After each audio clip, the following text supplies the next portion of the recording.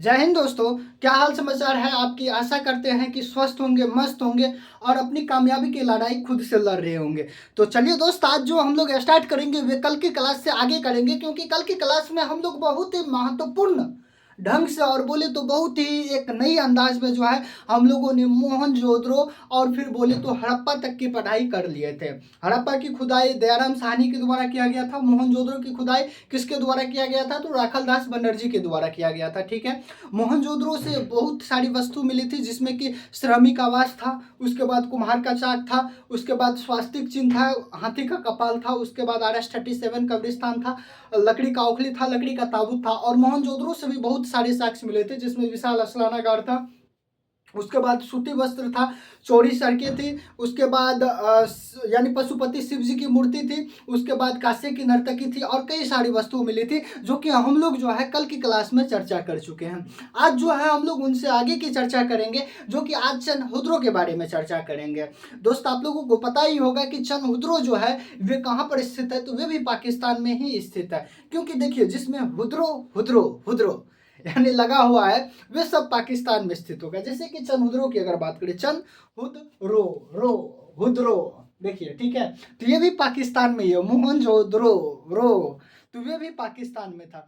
चंद्रहुदरो की खुदाई कितनी ईस्वी में? तो 1921 ईस्वी में किया जाता है। कहाँ पर? 1931 ईस्वी में किया जाता है। और मोहनजोदड़ो की खुदाई 1921 ईस्वी में किया जाता है। मोहनजोदड़ो जो है सिंधु सभ्यता का क्या था? सबसे बड़ा शहर था। वही एक इतिहासकार हुआ करता था जिसका नाम पिग्गड़ था। क्या था दोस्त? पिग्गड़। उन्होंने क्या कहा था, जो मोहनजोदड़ो और हड़प्पा जो है वे एक दूसरे का यानी बोले तो राजधानी, जुड़वा राजधानी के नामों से जो है प्रतिपादित किया था, बोले तो यानी जुड़वा राजधानी बताया था। ठीक है।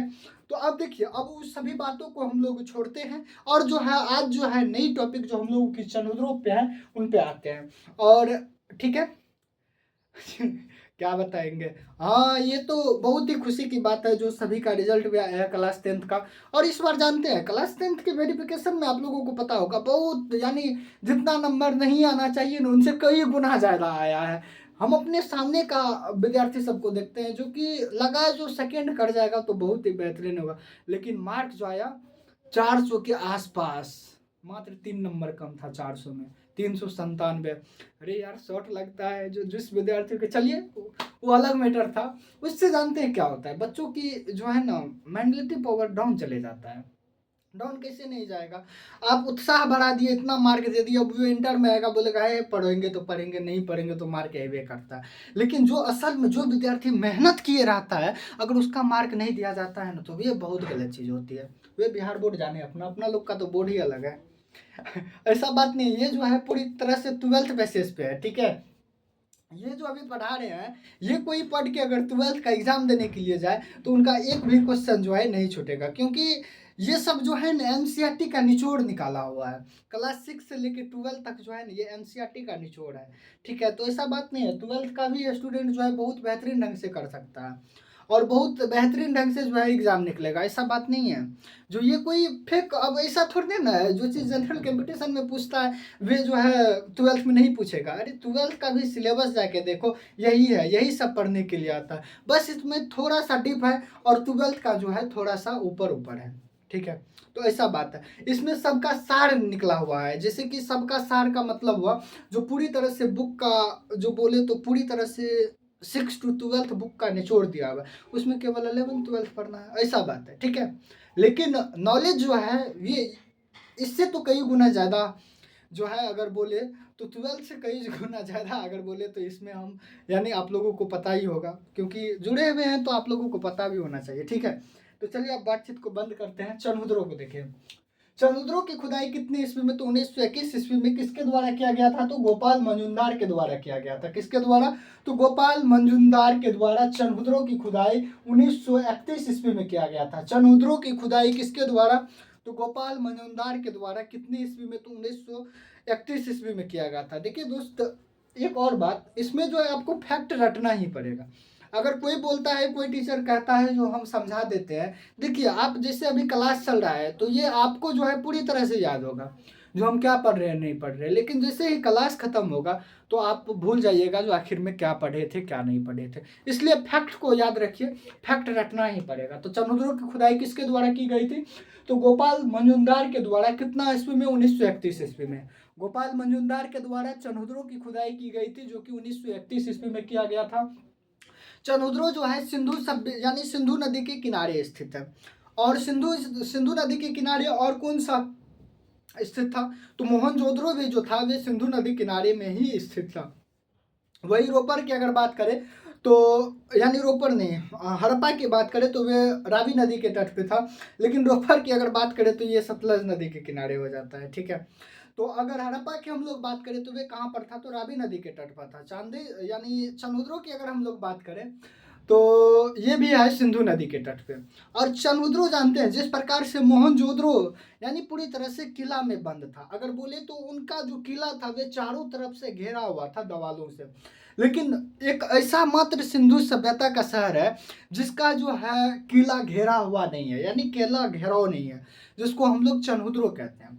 ठीक है, चंद्रद्रोह जो है दुर्ग रहित शहर है। इनका किला जो है, जैसे कि अभी हम लोग घर बनाते हैं और घर के चारों बगल क्या करते हैं? तो बाउंड्री नहीं मार देते हैं। उसी प्रकार से सिंधु सभ्यता को जो है पूरी चारों तरफ से जो है ना, जो भी स्थल था यानी जो भी उनका सभ्यता था उनको चारों तरफ से पैक करके रखा गया था। लेकिन यहाँ पर जो है एकमात्र ऐसा शहर है चंद्रद्रोह जो कि दुर्ग रहित है। ठीक है, उसके बाद ये चंद्रद्रोह औद्योगिक शहर था। बोले तो यहाँ पर औद्योगिकरण बहुत ज़्यादा होता था।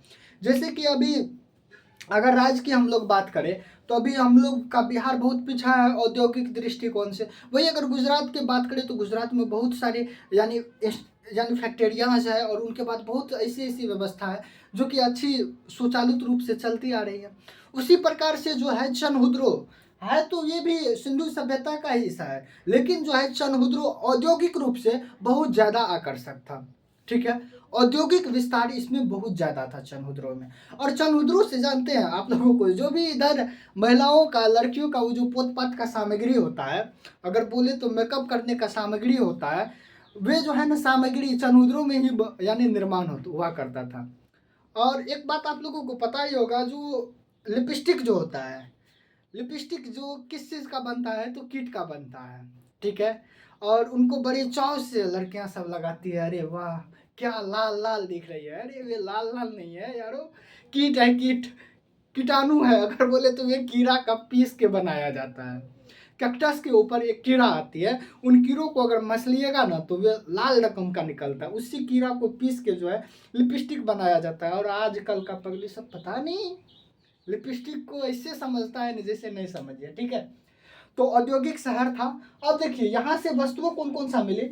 तो मेकअप के सामग्री जो कि पुतपत का जितना भी सामान होता है मेकअप का सामग्री, वे जो है कहाँ से मिला? तो चंद्रद्रोह से मिला। जितना भी पोतपात का सामान होता है, अब कोई बोल देगा जो पाउडर कहाँ से मिला, तो स्वाभाविक है चंद्रद्रोह से मिला।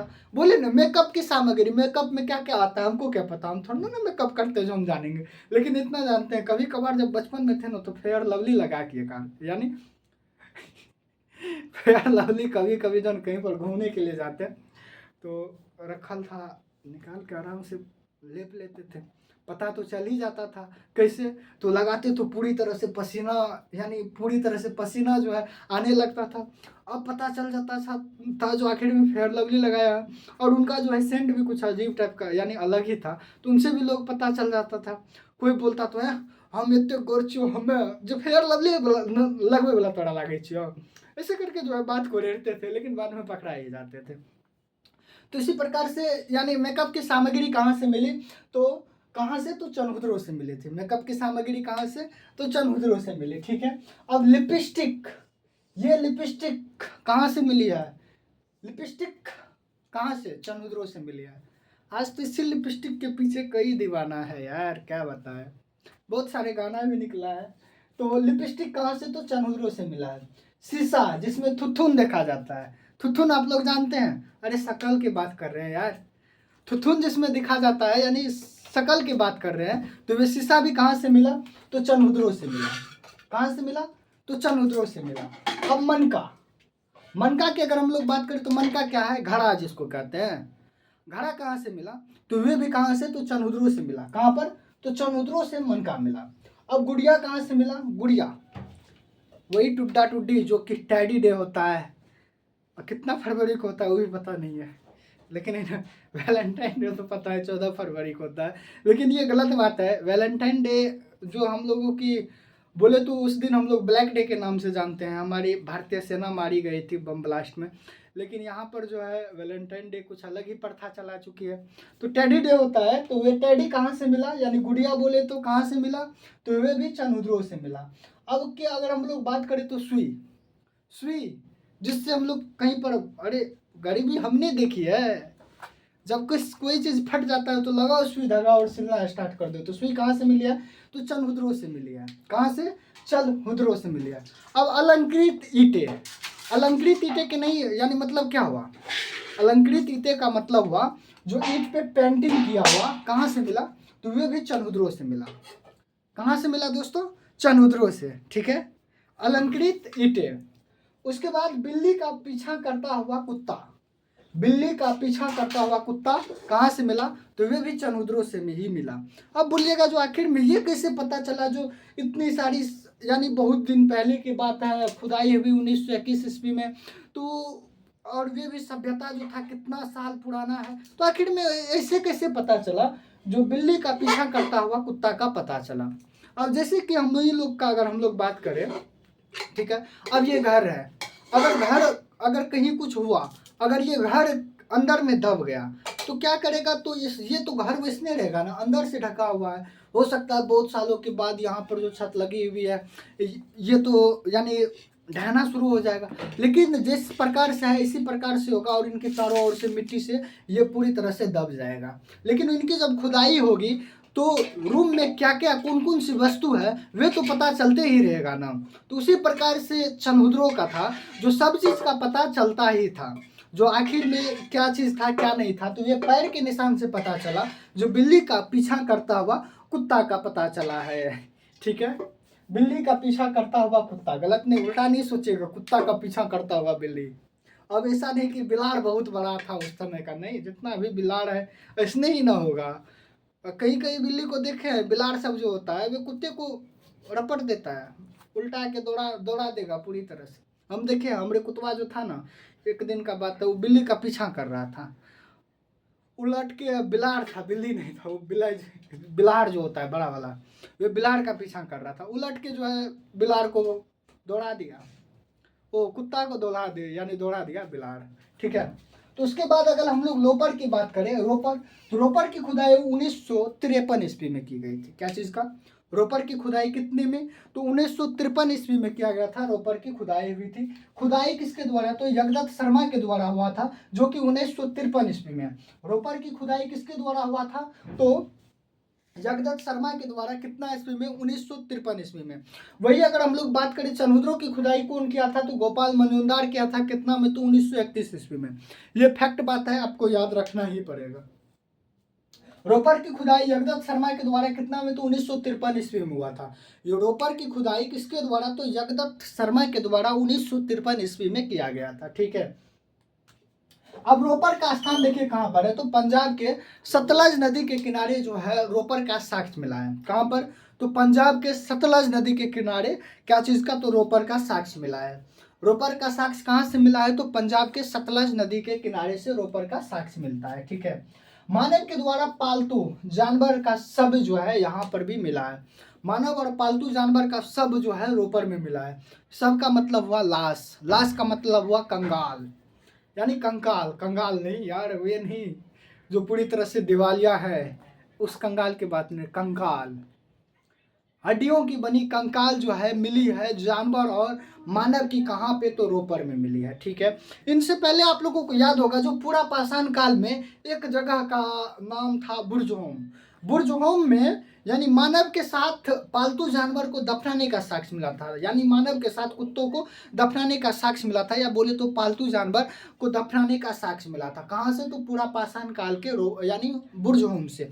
उसी प्रकार से रोपर से भी मानव कंकाल के साथ पालतू पशुओं के साक्ष्य यानी सब मिलता है। ठीक है, बस इतना ही है रोपर में। रोपर में बस नाम याद रखना है, किसके द्वारा खुदाई की गई थी, तो जगदत्त शर्मा के द्वारा, स्थान पंजाब के सतलज नदी के किनारे, और इनमें क्या साक्ष्य मिला था, तो मानव के साथ पालतू जानवर को दफनाने का साक्ष्य मिला था। वही अगर हम लोग बनवाली का बात करें, बनवाली नाम से होता है बनवाली, बना हुआ लगता होगा, लेकिन ये पूरी तरह से बना नहीं था। बोलिए क्यों? इसका जो था ना, घरों में सोखता हुआ करता था। सोखता का अर्थ जैसे नहीं कि गड्ढा हो गया। अभी अपना लोग यानी जब रोड पे पानी निकलने लगता है तो क्या करते हैं, तो घर के पीछे में गड्ढा खोद देते हैं और उनमें पानी की अवकाश यानी जाने के लिए देते हैं। अगर उनसे भी नहीं हुआ, शहर और में क्या होता है, तो नालियाँ की व्यवस्था होती है, नाली में पानी चले जाता है। हम भी गांव में भी देखे हैं, जो अगर नहीं होता है तो कोई बोरिंग डलवा देता है, तो उसमें पानी जाता है। तो इस प्रकार से होता है। तो इसी प्रकार से बनवाली में भी जो था, वे उनकी जो नालियाँ थी, नालियाँ नहीं थी, बना हुआ तो बिल्कुल भी नहीं था, लेकिन घरों में सोखता का प्रमाण मिलता है। उसके बाद इसका जो है ना, सड़क टेढ़ी मेढ़ी हुआ करता था, ऐसे करके चलो लेफ्ट राइट टेढ़ी मेढ़ी हुआ करता था। इसका जो खुदाई है ना, वे रविंद्र सिंह के द्वारा किया गया था। बनवाली का खुदाई किसके द्वारा? तो रविंद्र सिंह के द्वारा किया गया था। किस चीज़ की खुदाई? तो बनवाली की खुदाई। किसके द्वारा? तो रविंद्र सिंह के द्वारा बनवाली की खुदाई की गई थी। स्थान कहाँ पर है? हरियाणा, रंगोई नदी के तट पर है। हरियाणा के रंगोई नदी पे जो है किस चीज़ का यानी बोले तो किस चीज़ का उत्खनन हुआ है? आपको क्वेश्चन ऐसे भी पूछ सकता है, जो रंगोई यानी रंगोई नदी जो कि हरियाणा में स्थित है, वहां से सिंधु सभ्यता के कौन से शहर के साक्ष्य मिलते हैं? तो वे हो जाएगा बनवाली। ठीक है, बनवाली से मिलते हैं। क्या चीज़? स्थान हरियाणा के रंगोई नदी के तट पर है, बनवाली से मिलता है। यहाँ पर जल निकासी का कोई व्यवस्था नहीं था, यानी कोई नालियाँ नहीं था। यहाँ पर जो है घरों में सोखता मिलता है और सड़कें टेढ़ी मेढ़ी थी। घरों में क्या मिलता है? सोखता मिलता है और सड़कें जो था क्या था? टेढ़ा मेढ़ा था। ठीक है, अब हम लोग चलते हैं कालीबंगा के। एक बार फिर से रिवीजन दे देते हैं। देखिए, चनहुद्रों की खुदाई किसके द्वारा? तो गोपाल मंजूमदार के द्वारा 1931 ईस्वी में किया गया था, जो कि सिंधु नदी तट पर स्थित था। और इसका यानी बोले तो यानी किला जो था वे दुर्ग रहित था, घिरा हुआ नहीं था। उनके बाद जो है ये औद्योगिक शहर हुआ करता था। चनहुद्रो सिंधु सभ्यता का एक औद्योगिक शहर था। उसके बाद ये किला रहित था, यानी किला से घिरा हुआ नहीं था। इनका जो है प्रमुख वस्तुएं कौन कौन सा था? तो मेकअप का सामग्री था, उसके बाद लिपस्टिक था, मनका था, शीशा था, उसके बाद जो है बिल्ली का पीछा करता हुआ कुत्ता था, सुई था, गुड़िया था और अलंकृत ईंटें थी। वहीं पे अगर हम लोग बात करें रोपर की, तो रोपर की खुदाई कितना में? तो 1953 ईस्वी में किया गया था, यगदत्त शर्मा के द्वारा किया गया था। रोपर जो है कहां पर स्थित है? तो पंजाब के सतलज नदी के किनारे स्थित था। उसके बाद यहां से पालतू यानी मानव के साथ पालतू जानवर का साक्ष्य मिलता है। ठीक है, अगर हम लोग वही बनवाली की बात करें तो खुदाई रविंद्र सिंह के द्वारा किया गया था। किसके द्वारा?